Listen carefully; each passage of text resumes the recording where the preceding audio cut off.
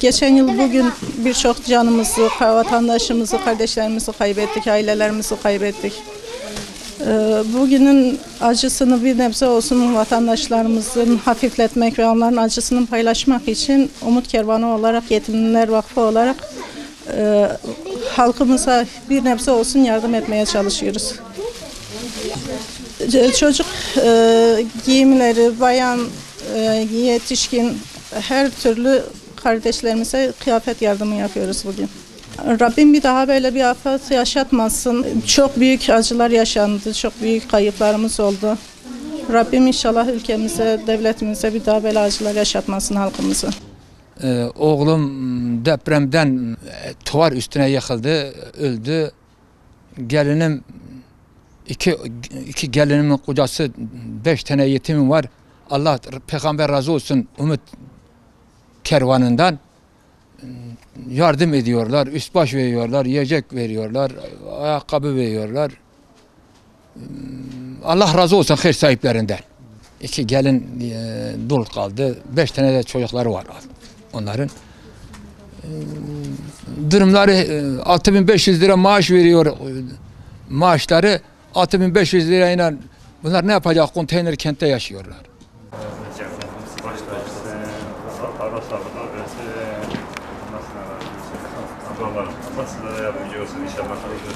Allah kendinizi kabul etsin.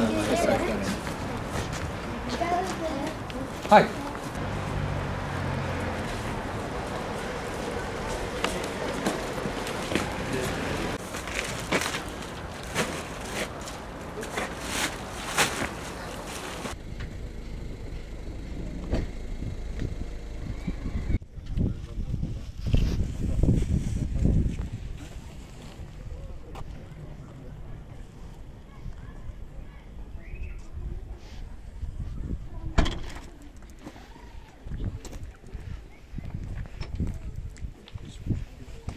Belki amcam beni kurtaracak. Kardeşim diyecek ki, abim beni kurtaracak. 10 gün, 7-8 gün enkazın başına kaldık işte. 5. 6. gün cenazeler çıktı.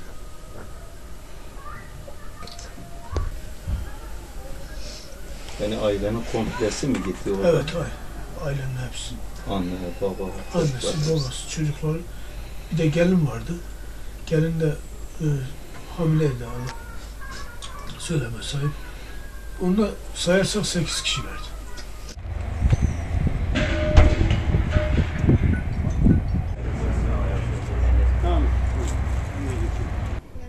...2023 yılının 6 Şubat'ında saat 04:17'de büyük bir felaket yaşanmıştı. Türkiye'nin 11 ilinde deprem hissedilmiş ve bu depremin en çok hissedildiği 4 ilden biri olan Malatya'dayız. Malatya'da 6 Şubat'ta 1300'e yakın kardeşimizi kaybettik. Biz bugün 6 Şubat'ta 2023'te olduğu gibi yine Malatyalı kardeşlerimizin yanındayız. Çünkü 6 Şubat'ın hemen sabahında Umut Kervanı, Yetimler Vakfı, İHU Ebrar ve Avrupa Yetim Evi olarak biz Malatya'daydık ve yaklaşık olarak 3 ay boyunca Malatya'da kurduğumuz aşevinde günde 10.000-15.000 kişilik yemekler çıkardık ve kurduğumuz mobil aşevlerinde bunları elhamdülillah depremzede kardeşlerimize dağıtıp siz hayır sahiplerinin gönderdiği hayırları dağıtıp inşallah depremzedelerin dualarını aldık. Ve bugün yine buraya geldik. Bu kardeşlerimizin yine acısı hala o günkü tazeliğini koruyor. Hala aileler kaybettikleri, yitirdikleri akrabalarını, çocuklarını, annelerini, babalarını hatırlıyorlar ve hala gözyaşı içindeler. Ve biz bugün bu konteyner kente gelip ailelerimizi ziyaret ettik ve onların acısını paylaştığımızı ve onların yanında olduğumuzu bir kez daha onlara hatırlattık. Rabbim bir daha hiçbir Müslüman ülkesine, hiçbir Müslüman diyarına öyle acılar yaşatmasın. Rabbim Müslümanları tüm kaza ve belalardan muhafaza eylesin.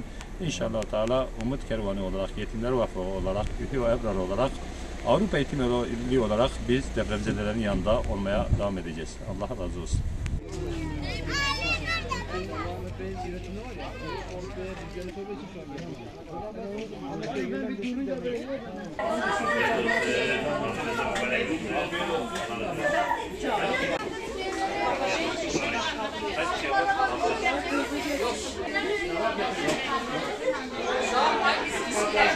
Şu anda yıl dönümü olması hasebiyle depremin geldik, buradaki kardeşlerimizi konteynerlarında ziyaret ettik ve hazırlamış olduğumuz çorbaları buradaki kardeşlerimize verdik ve inşallah Teala bu depremde yaşanan olaydan sonraki kardeşlerimizin yaralarına merhem olmak için çalışmalarına devam edeceğiz.